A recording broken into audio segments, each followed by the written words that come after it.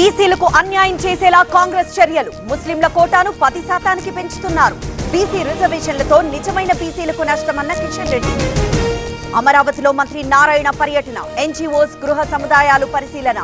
పనుల పురోగతిని అడిగి తెలుసుకున్న మంత్రి. నెల్లూరు పోలీసుల ముందుకు ప్రసన్న కుమార్ రెడ్డి. డీఎస్పీ కార్యాలయంలో విచారణకు హాజరు.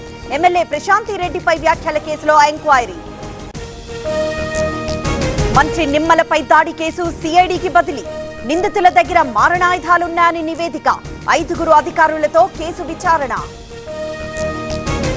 ఇవాల్టి తెలంగాణ కేబినెట్ భేటీ వాయిదా. ఢిల్లీలోనే ఉన్న సీఎం, 4 మంత్రులు. ఈ నెల 28న జరగనున్న సమావేశం. లోకేష్ తీరు నచ్చకనే టీడీపీని వీడా. బీటెక్ రవిని రెచ్చగొట్టి మాట్లాడిస్తున్నారు. ప్రజల పక్షాన ప్రశ్నిస్తామన్న సతీష్ రెడ్డి. రాహుల్, రేవంత్ కు ఎంపీ రఘునందన్ కౌంటర్. లోక్సభ ప్రతిపక్ష నేత పదవిని బీసీకి ఇవ్వాలి. బీసీ నేతను తెలంగాణ సీఎం చేయాలని డిమాండ్.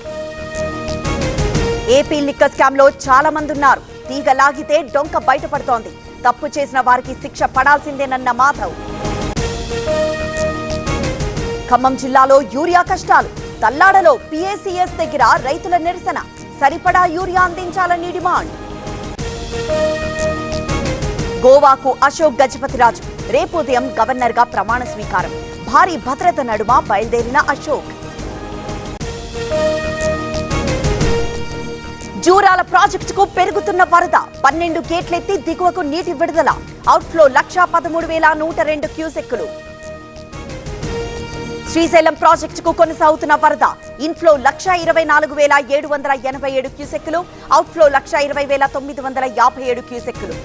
కాళేశ్వరంలో గోదావరికి వరద ఉధృతి. మేడిగడ్డ బరాజ్ 85 గేట్ల ద్వారా నీటి విడుదల. Inflow, outflow 2,59,880 క్యూసెక్కులు. సుంకేజ్ల డ్యామ్ కు కొనసాగుతున్న వరద.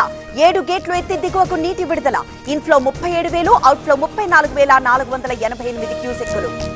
తుంగభద్ర డ్యామ్ కు కొనసాగుతున్న వరద. 6 గేట్లు ఎత్తి దిగువకు నీటి విడుదల. Inflow 25,694, outflow 27,512 క్యూసెక్కులు. ములుగు జిల్లా ఏజెన్సీలో పోలీసుల అలర్ట్. మావోయిస్టు పార్టీ వారోత్సవాలతో అప్రమత్తం. తెలంగాణ, ఛత్తీస్గఢ్ సరిహద్దుల్లో విస్తృత తనిఖీలు. ముంబైలో ఎడతెరిపిలేని వర్షాలు. అంధేరిలో సబ్వేల్లోకి ప్రవేశించిన వరద నీరు. వాహనాల రాకపోకలు నిలిపివేత. కేరళలో భారీ వర్షాలు. 6 జిల్లాలకు ఆరెంజ్ అలర్ట్. 4 జిల్లాలకు ఎల్లో అలర్ట్ జారీ. మణిపూర్లో రాష్ట్రపతి పాలన పొడిగింపు. మరో 6 నెలలు పొడిగిస్తూ నోటిఫికేషన్. 2026 ఫిబ్రవరి వరకు అమలు. మాల్దీవులు చేరుకున్న ప్రధాని మోదీ. స్వాగతం పలికిన అధ్యక్షుడు మోయిజు. అలరించిన చిన్నారుల నృత్యాలు.